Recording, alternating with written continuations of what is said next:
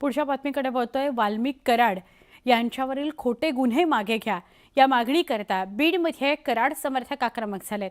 मोर्चा काढून पोलीस अधीक्षक कार्यालयात कराड समर्थकांनी ठिय्या दिला। यावेळी पोलीस अधीक्षकांना निवेदन देण्यात आले। तसंच संतोष देशमुख यांच्या हत्या प्रकरणाचं राजकारण होत असून ते थांबवा अशी मागणी देखील कराड समर्थकांनी केली।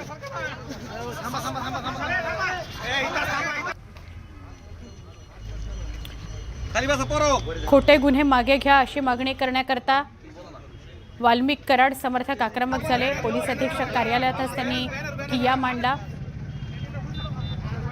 सरपंच हत्या प्रकरणामध्ये वाल्मिक कराड यांच्यावर गुन्हे दाखल करण्यात आलेले आहेत आणि त्याच्या विरोधात त्याचा निषेध करण्याकरता म्हणून खोटे गुन्हे मागे घ्या अशी मागणी करत ठिय्या आंदोलन करण्यात आलं।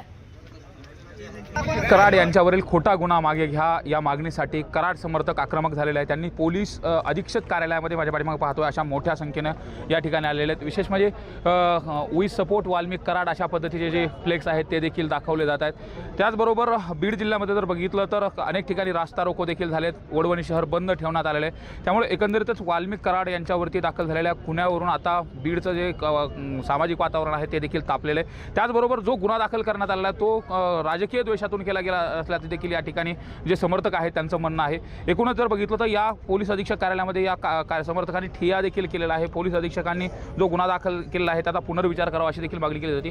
काय सांगाल, नेमकं आज निवेदन दिलेले तुम्ही अशा पद्धतीनं जे फ्लेक्स आहेत ते फ्लेक्स देखील घेतलेत, काय म्हणणं आहे तुमचं नेमकं? आमचं म्हणणं असं आहे की वाल्मिक अण्णा कराड यांच्यावर जो खोटा गुन्हा दाखल केलेला आहे तो वापस घेण्यात यावा आणि जे मासाजोगचं प्रकरण घडलेलं आहे त्याची पूर्णपणे निपक्षपातीपणे चौकशी करून त्यांना जे आरोपी असतील त्यांना शिक्षा द्यावी।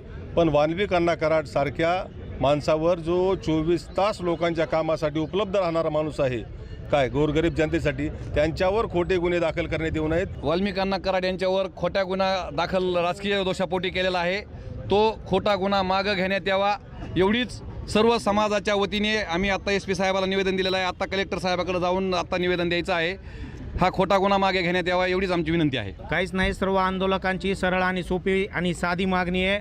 सदरील सरपंच संतोष देशमुख यांच्या मारेकऱ्यांना जे फरार आरोपी आहेत त्यांना तात्काळ अटक करण्यात यावी। त्यांच्यावर जो